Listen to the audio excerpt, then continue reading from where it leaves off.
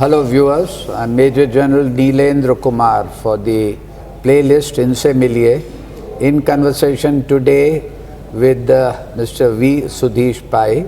As you would be aware, he is a renowned advocate based in Bengaluru and also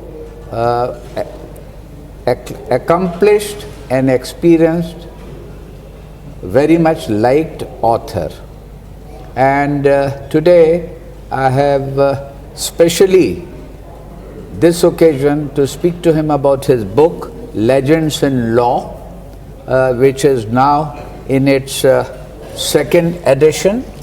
And I have selected a few renowned personalities in India's legal history from the British days onwards to get to know about them.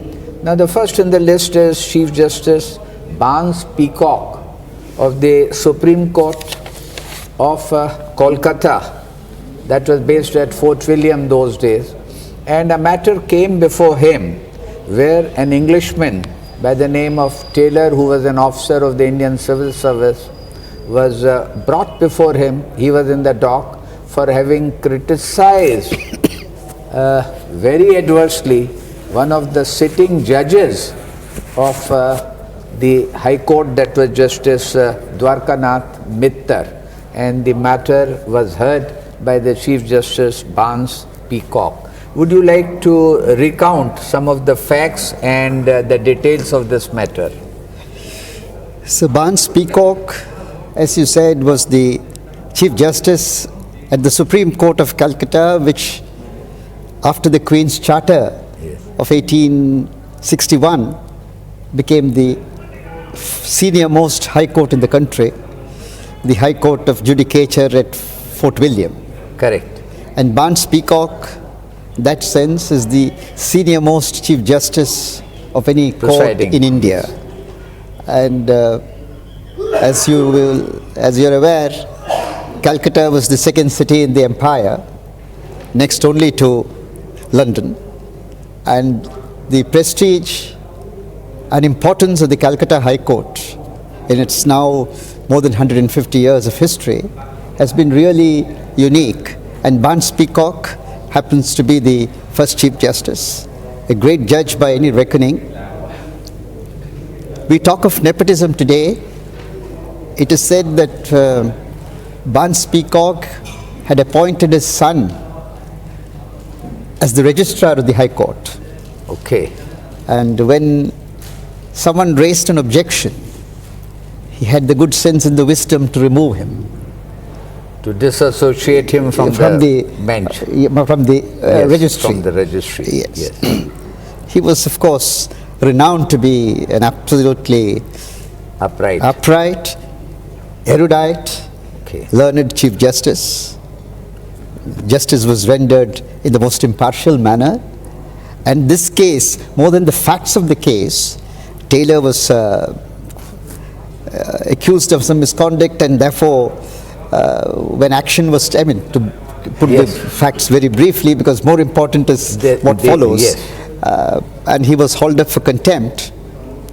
Nath Pundit Justice Nath Pundit is considered one of our very great judges, possibly the second Indian to be a High Court judge. After Sumboo Nath Pundit, who was the first. And Taylor, possibly because of his racist tendencies, arrogance, wrote very adversely about the judge Nath Pundit, and when the case came up, the contempt matter was before the bench presided over by Chief Justice Peacock, and he took very stern action. And what is important is he mentioned what happened thereafter. Yes, and even in that case he said he is taking greater action because this is what he said: if the character of any other of the judges had been similarly assailed, I should have thought it necessary to adopt a similar course. But it appeared to me to be especially necessary in the present case. This was a reference to the fact that Dwarkanath Mitra was the only Indian on the bench, and Taylor was convicted and sentenced to imprisonment and fine. The English community took that as an insult. There was a campaign against Peacock himself. Yes. They raised funds, I think each one contributing ₹1 those days. And the matter came up again before Chief Justice Peacock and Justice McPherson. At that time, at the division bench. Yeah, even earlier was a division bench. Division bench, yes. It was so Peacock it came to a division bench again. Different bench again, yes. Not an appeal. The contempt is always before a division bench. Yes, yes. And quite surprisingly or different from the earlier case, he was not convicted. In the second time. Okay. And that's the interesting point. One sees the beginning of the great tradition of the bench and bar at the Kolkata High Court, which made it possible to conduct this case in a pleasant atmosphere without fear of favor. Chief Justice displayed dignified restraints in the face of severe criticism and provocation for him personally. It's the other companion judge who had to pull up the counsel. Explanation submitted by the accused that there was no intention to cast imputations on the motives of the Chief Justice was accepted and the rule was discharged. The case is reported in 1918. Many years later, it happened around 1870, Peacock left India, but report is much later. And it was an interesting fallout of Taylor's case. One cannot help wondering why in this case the accused were left off lightly.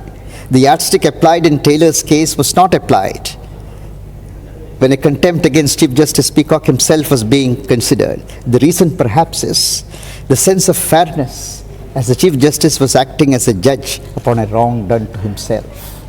Sure, but as far as the Dwarkanath Mitra's matter is concerned, he was hauled up. The Taylor was hauled up, yes, and committed to. And that was the end of that case. That was the end of that case. And this was the another case. Fallout of that. Because of that, there was further criticism of the Chief Justice. And the English community virtually rose in years. And there, when it was against him, he dealt with it in a more lenient, impartial and objective manner. Now that is quite remarkable. That there were no quarters from the justice expected in the first case. That conviction was meted out to the ICS officer. And the passage is something classic, which is to be written in letters of gold in every court today. In fact, Justice Shitatosh Mukherjee reminded me of this a few years ago. He said, "You read that?" I said, "I have. I have already stated," this is what the Chief Justice said, "I am an unflinching advocate for the liberty of the press. I repeat what I have said before, that I do not claim for myself any immunity from unsparing criticism for any of my public acts. All I claim is that there shall be no willful misrepresentation or concealment of facts which the person criticizing knows to be unfounded. It appears to me the public press as well as judges of the court are all instruments for public good." Public good. There should be no deliberate sort of... and in my opinion, the more public men are subjected to public criticism, the better for the public, provided the criticism contains no misrepresentation or undue concealment. There's to be no malice. I don't think anything could have been put better and higher. And this has to be the standard for all our judges today. For all times to come. For all times to come. Now, that is quite remarkable, and this brings me to the second matter where I would seek the details and the particulars. That is about Justice Sumboo Nath Pundit. And he was known as the first Indian who reached to be a High Court judge. To be a High Court judge. Now, it is said that he was also a professor of law, and he had been a judge of Kolkata High Court. And I found in your book a mention being made that 3/4 of his income he used to give on charity. Now, would you like to speak more about Sumboo Nath Pundit? As you said, was a remarkable man. He's a Kashmiri Saraswat. Yeah, he's a Kashmiri Pandit. Settled in Bengal, rose from very humble beginnings, born in 1820.